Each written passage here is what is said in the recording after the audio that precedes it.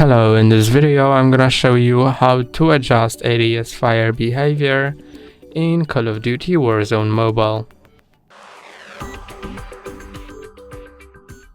Click on Settings, then Controls, then Gameplay, and scroll down to ADS fire behavior.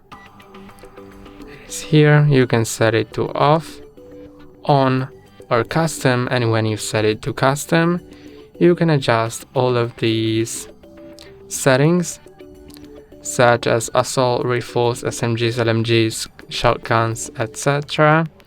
You can turn them all off or on, and you can also change model and airstrike's behavior to release or tap.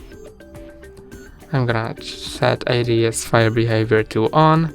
Then you can click on go back and click on anywhere on the screen to exit settings. That's all for today. Don't forget to like and subscribe. See you next time.